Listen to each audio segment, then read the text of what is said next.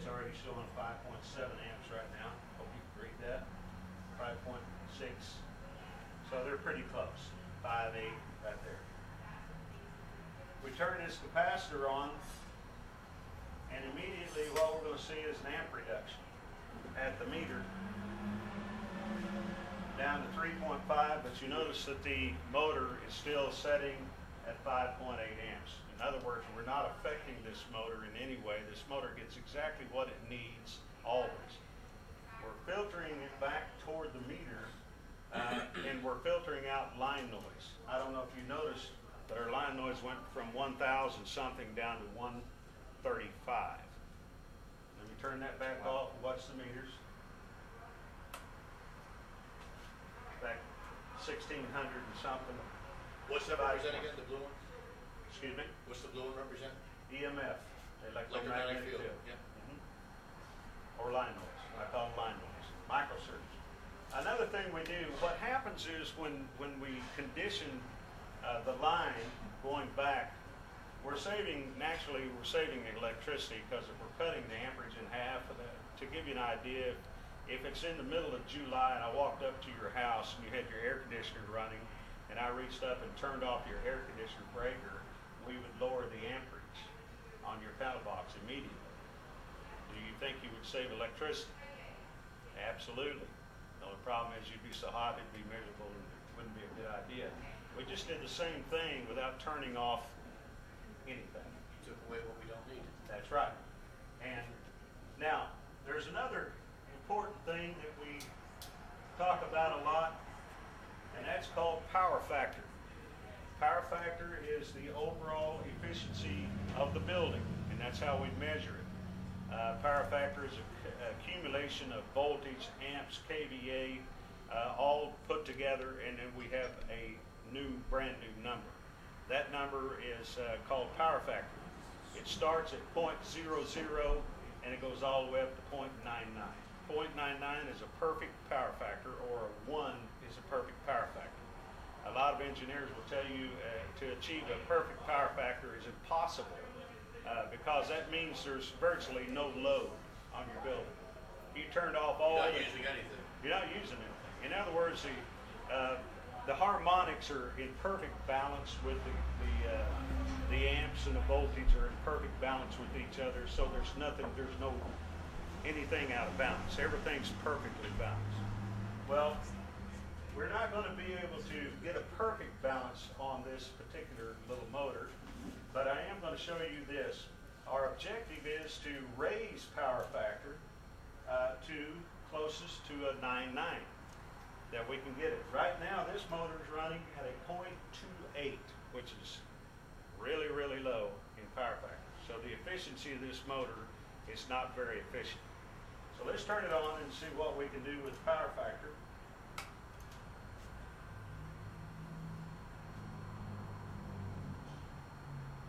It's at a 0.24, and it just went up to a 0.446. In other words, we almost doubled the power factor. We almost doubled the efficiency of this motor immediately. When we were in the building I was just talking about, we raised the power factor from a 0.08 to a 0.98. And I could have pushed it all the way up to a 9.9 if I wished with my sizing gear. But that's what sets us apart from the industry on these type of units. Now, let me say something about this guy right over here. Look it up here so you can see it. This, we can walk into any building. Let me first explain something. You probably heard of Energy Star. You all heard of Energy Star appliances. What Energy Star appliances are is if you go to Lowe's and purchase a refrigerator, for instance, it's Energy Star rated and has a little seal on it. What that is, they've taken a machine similar to this and taken that refrigerator and put a sizing piece of gear on it and switched it until they found the correct, perfect capacitor for that unit to put it up to a 9.9 level. Now it's Energy Star rated. So they sized that capacitor, and if you tore open that refrigerator, you would find a capacitor in there, and that's all that put that at an Energy Star label. This does exactly the same thing, except I can do this on your building. I was going to do it on your building here today to show you that, because it's very, very impressive when you see this. And why didn't we do it? Single phase. Oh. And we're 3-phase here. So that's the only reason we did it. You sure are. Yeah, this is a 3-phase unit. I do have a single phase unit, but it's in Joplin, Missouri. So it's a little ways off. Anyway, let me show you how it works. It's pretty simple. The electrician puts this on the load side and clips all these on. This is naturally the ground. And once we get that done, we will put our meter, this meter right here, on the line side, which is the line side is going back to the meter. So it's going to represent our electric meter outside. We start with the number 1 switch. We turn on number 1. We see what the power factor does. It starts moving up.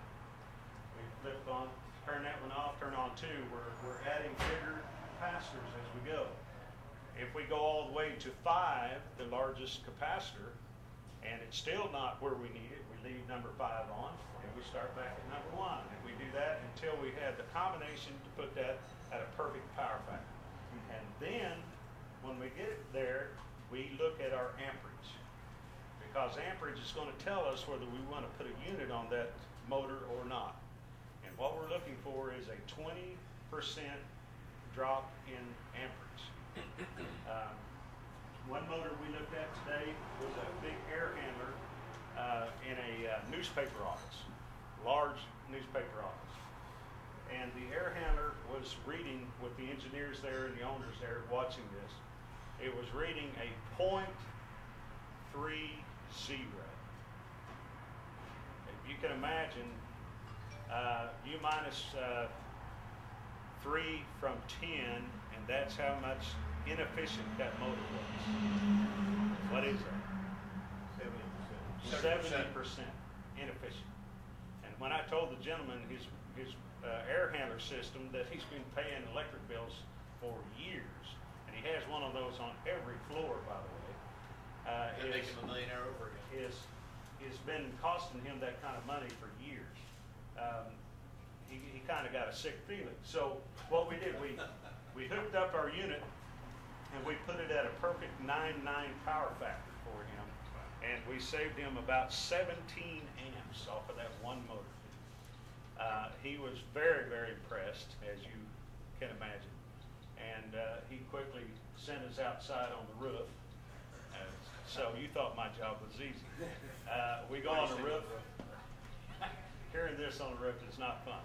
But we got on the roof and we took another, the air compressors.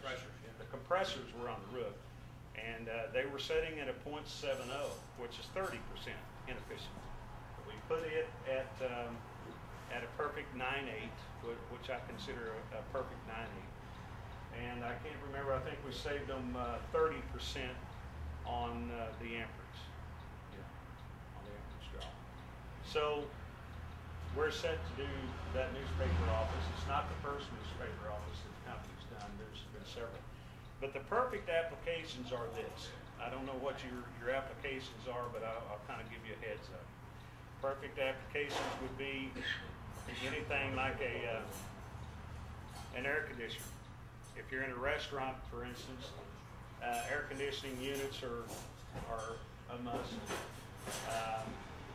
Water pump districts, that are pumping utilities, sewage plants, refrigeration plants that are serving or freezing a lot of food, places like that would be excellent. The only places these do not work is variable speed drives, variable frequency drives, VFDs, and the reason for that is because they already have a unit on there to save them electricity, and a VFD simply means that when a motor starts up, it'll start out really nice and slow, and then it'll work itself up to the proper speed. So you tell me that it's not efficient in a DC application? The reason that they're not